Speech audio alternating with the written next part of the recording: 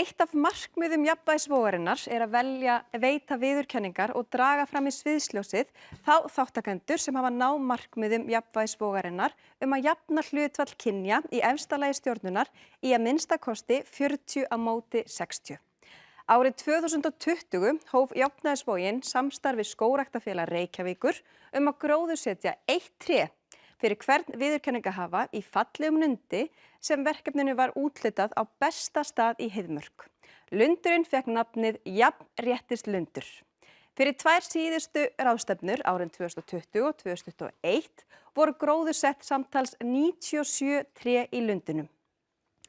Aðstandendur Jafnvægisvogarinnar ásamt fulltrúum frá Félagi kvenna í atvinnulífinu og Skógræktarfélagi Reykjavíkur fóru á dögunum upp í Heiðmörk og gróðursettu 76 tré, 1 fyrir hvern viðurkenningahafa hér í dag. Gróðrarstöðin Þöll aðstoðaði við að velja alls konar tré sem táknrænt fyrir þann fjölbreytileika sem verið að reyna að stuðla með þessu verkefni. Nú því búið að gróðursetja 173 tré í fallega jafnréttislundi FKA og það von þeirra sem að verkefninu standa að lundurinn fyllist af trjám á næstu árum með auknum fjölda fyrirtækja, stofnana og sveitarfélaga sem ná að jafna hlutföll kynja. Skógræktarfélag Reykjavíkur fær miklar þakkir fyrir velvild og aðstoð á gróðursetningunni. Þetta einn glæsilegasti lundur og við hvetjum að sjálfsögðu alla til þess að heimsækja lundinn, Jafnréttislundinn. En við höldum áfram og undanfarin ár hefur Elísa Reid, forsetafrú, veitt viðurkenningar fyrir hönd FKA og nú mun hún flytja ávarp og kynna viðurkenningahafa Jafnvægisvogarinnar árið 2022.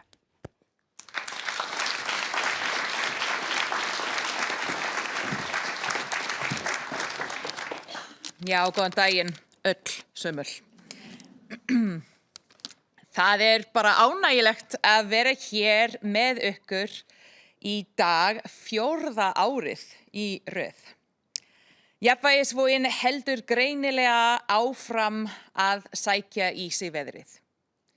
Í ár fá 59 fyrirtæki, 6 sveitarfélög og 11 stofnanir viðurkenningu Jafnvægisvogarinnar eða samtals 76 viðurkenningahafar. Eftir daginn í dag hefur Jafnvægisvogin því verið veitt til yfir 190 fyrirtækja, sveitarfélög, félagana og stofnana sem hafa jafnað hlutfall kynja í efsta lagi stjórnunar. Það því mörgu að gleðjast hér í dag. Leið og við fögnum þessum árangri við þó minnug þess að enn langt í land.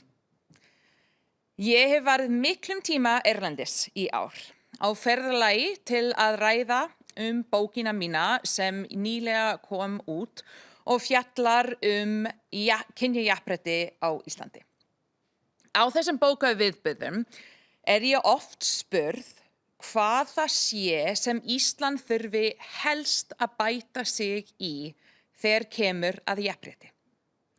Ég nefni yfirleitt þrennt. 1. Kynbundið ofbeldi.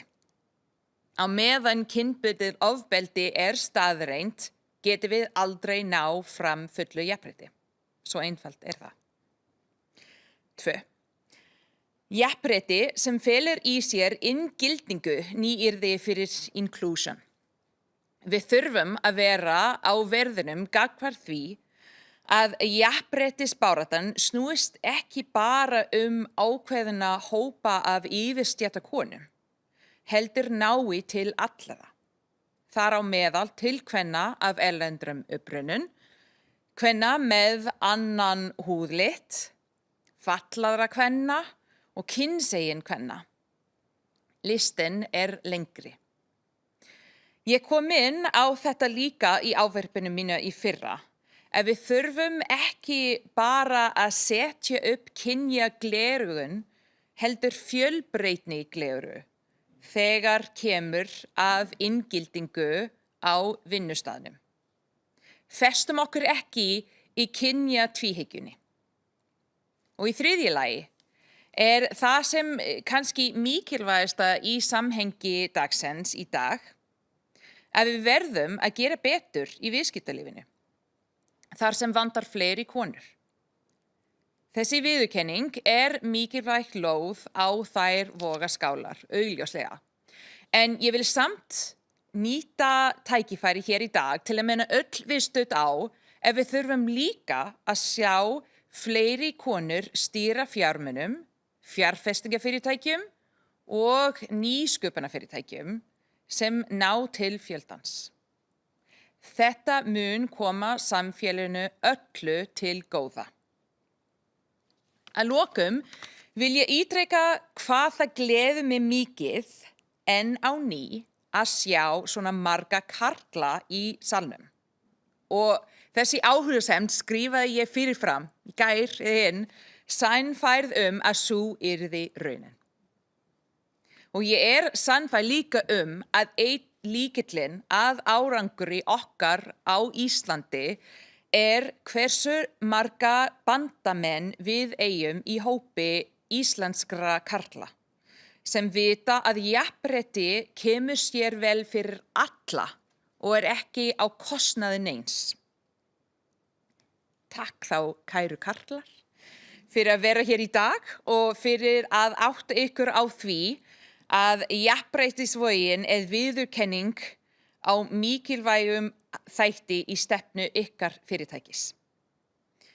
Og þegar þið farið heim í lok dags, munið endilega eftir því að taka ykkur hluta af 3. vaktinni.